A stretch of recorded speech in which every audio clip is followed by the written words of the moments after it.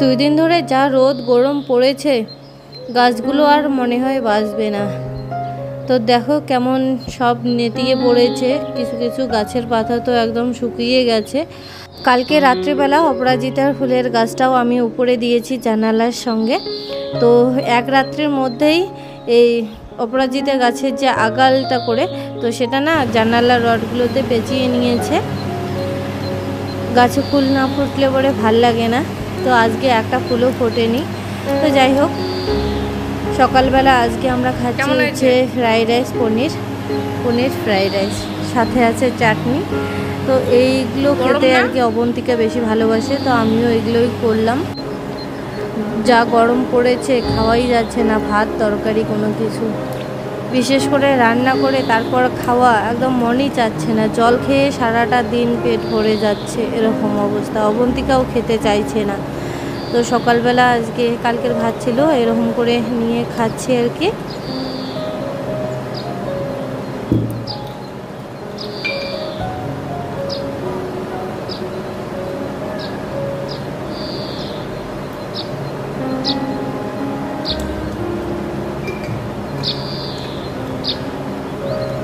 খাওয়া দাওয়া করে অবন্তিকাকে রেডি করিয়ে নিয়ে স্কুলে রেখে এসেছিলাম। ওর পরীক্ষা ছিল, তো এখন বাজে হচ্ছে 1:30। তো ওর পরীক্ষা শেষ হয়ে গেছে, এখন যাচ্ছে আনতে।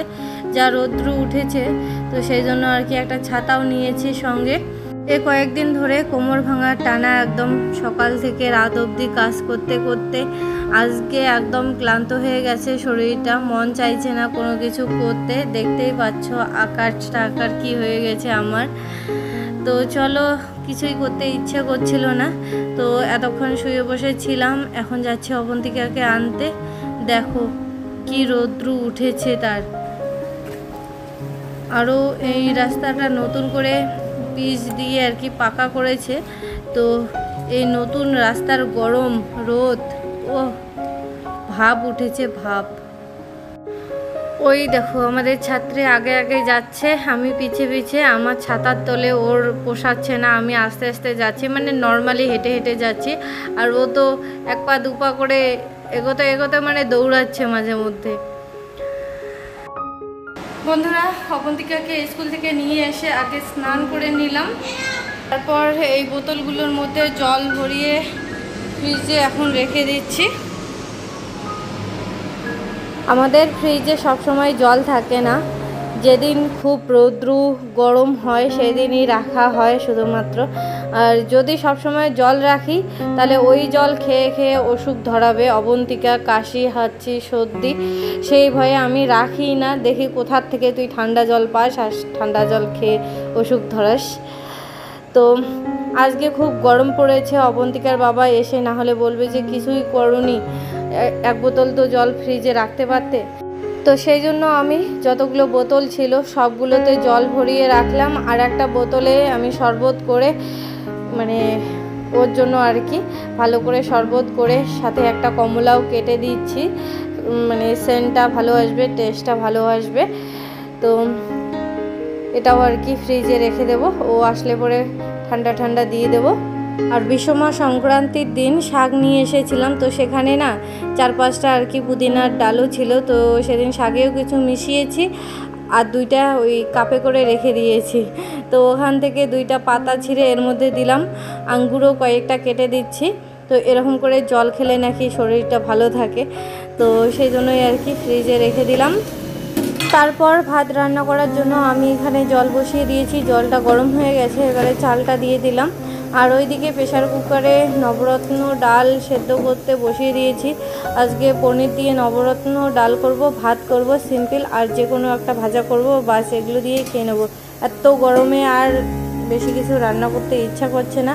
আর তাছাড়া কালকের পরশুদিনের সবজিপাতি আছে ফ্রিজে কিছু, তো সেটাও গরম করে নিলে হয়ে যাবে। তো জল বেশি হয়ে গেছিলো, গামলার মধ্যে ভাত রান্না করলে না বেশি ঝরঝরে হয়, সেই জন্য আর হাঁড়িটা বুটি না। তো গামলার জল একটুখানি বেশি হয়ে গেছিলো, তো আমি নামিয়ে নিলাম। এদিকে প্রেশার কুকারে সিটি দেওয়া শুরু হয়ে গেছে। বন্ধুরা, ডালটা সিদ্ধ করে নেওয়ার পরে কিছুক্ষণ রেস্টে ছিল। তো এখন প্রেশার কুকারের ঢাকনাটা খুলে গেছে। তো এখন আমি দেবো হচ্ছে সম্বার। তো তার জন্য দেখো এখানে পনির নিয়ে নিয়েছি, টমেটো কুচি করে নিচ্ছি, আর পাঁচফোড়ন আর তেজপাতা আছে। তো আজকে না শুকনো লঙ্কা নেই, শুকনো লঙ্কা থাকলে পরে ভালো হতো। আর তাছাড়া আমি ডালটা যখন সেদ্ধ হতে দিয়েছিলাম তখনই আমি কাঁচা লঙ্কা দিয়ে দিয়েছি, ঝালটার কোনো ব্যাপার হবে না। প্রথমে আমি তেলটা দিয়ে গরম করে নিয়ে তারপরে পাঁচফোড়ন আর তেজপাতাটা দিয়েছি, তারপরে পনিরটা দিয়ে দিলাম আলাদা করে, আর পনিরটা ভেজে নিইনি, এখানেই সব কিছু হয়ে যাবে। তারপরে দিলাম হচ্ছে মটরশুঁটিগুলো, মটরশুঁটিটা দিয়ে একটুখানি ভেজে নিয়ে তারপরে লবণ হলুদ দেব, তারপর এখানে আদা বাটা দেব একটুখানি, তারপর দেব হচ্ছে টমেটো কুচি।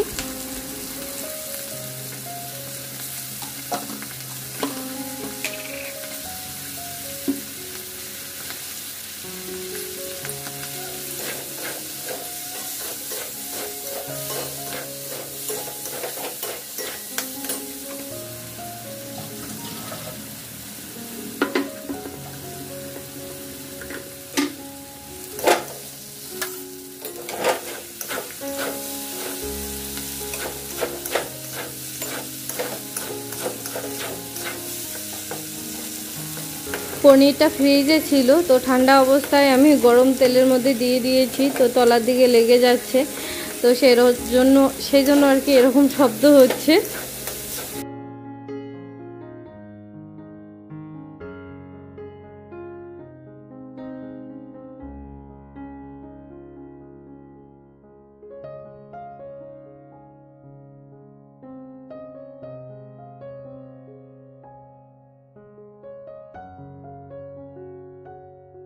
তারপর আমি এর মধ্যে ডালটা দিয়ে দিলাম, তারপর সবগুলো একসঙ্গে ভালো করে মিশিয়ে নিচ্ছি।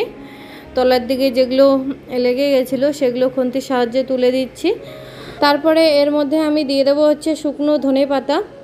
তো কিছুদিন আগে ধনেপাতার দাম কম ছিল, তো তখন আমি কি করেছি, কিছু ধনেপাতা না এরকম করে নিয়ে আসার পরে রোদ প্রচণ্ড ছিল, তো আমি ধুয়ে ভালো করে শুকিয়ে নিয়েছি। তো আজকেই একটুখানি উপর থেকে ছড়িয়ে দিচ্ছি কেটে কেটে, দেখি কেমন টেস্ট আসে। তো বেশি শুকিয়ে রাখিনি, কারণ আমি জানি না যে এটা ভালো মতো মানে কাজ করবে কি না, তারপরে আবার টিকবে কি না বেশি দিন, তো সেই জন্য অল্প করে এরকম করে বানিয়ে রেখেছি। তো সেই ধনেপাতাই আজকে এর মধ্যে দিয়ে দিলাম, দেখি কেমন টেস্ট আসে, আজকেই প্রথমবার দিলাম। এবার আমি কিছুক্ষণ জাল করে গ্যাসটা অফ করে দেব। দেখতেই পাচ্ছ খুব সুন্দর গাঢ় হয়ে গেছে। তারপর ঢাকা দিয়ে রেখে দেব, ঠান্ডা হলে পরে খাবো, গরম গরম তো খাওয়া যাবে না। তো তারপরে অবন্তিকার বাবা আসারও বাকি আছে। তো দেখো ওইদিকে অবন্তিকার বাবা চলে এসেছে, তো আমি এখন ওকে শরবতটা দিয়ে দিচ্ছি।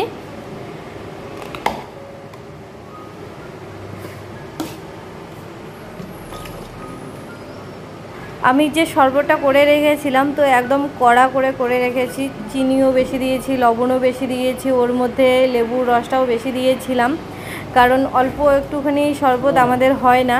অবন্তিকার বাবা এক বোতল খেয়ে নেবে, অবন্তিকা এক বোতল খেয়ে নেবে, আমাকেও একটুখানি লাগবে, তো সেই জন্যই আর কি।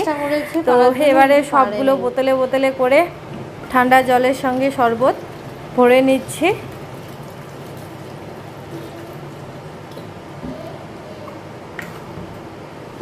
দেখো তো কেমন হয়েছে, খাও।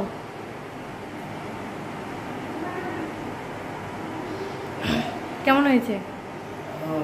আরাম পেলাম সত্যি না, আমি টেস্ট হয়েছে। সেদিন তো তুমি প্রচন্ড টক বানিয়েছিলে। আজকে দিয়েছি যে তোমার কমলা লেবু, তাই? হ্যাঁ, 20 টাকার 4টা দিয়েছিল ছোট ছোট। আমি তো শালা কমলা লেবু খাই না খাই, গন্ধ তো পাবো, ভালো করেছো, সেই জন্য নিয়ে আসছি। আমি কই শরবতের সাথে বা যে কোনো কিছুর সাথে আমার কমলা লেবুর সেন্টটা বেশ ভালো লাগে, ওই জন্য আমি নিয়ে আসছি। 20 টাকায় একদম শুকিয়ে গেছিল। ঠিক আছে না? তা খাও আর একটু।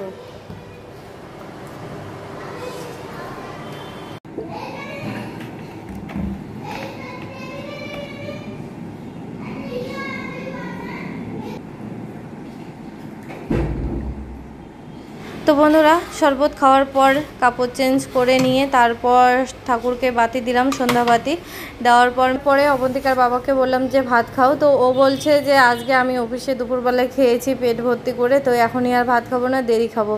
তো সেই জন্য আমি সন্ধ্যাবেলা চা করে নিলাম। তো ম্যাম এসেছিল, তো ম্যাম বলছে গরমে চা খাবে না, তো সেই জন্য আর কি আমরা সবাই খেয়ে নিচ্ছি। ম্যাম চলে গেল।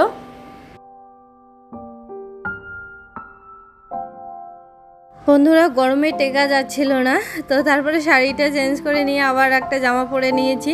তো খাওয়া দাওয়া সেরে নিয়ে বাসন কটা মেজে টেজে রান্নাঘরটা একদম পরিষ্কার করে নিয়ে একটুখানি স্নান করে তারপর আর কি শুতে যাব।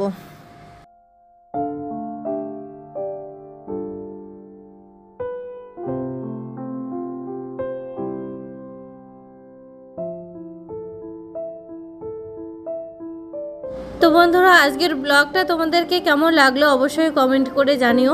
ভালো লাগলে লাইক কমেন্ট শেয়ার করে দিও। নতুন বন্ধু হলে চ্যানেলটিকে সাবস্ক্রাইব করে দিয়ে পাশে থাকা বেল বাটনটি অল নোটিফিকেশনে ক্লিক করে দিও।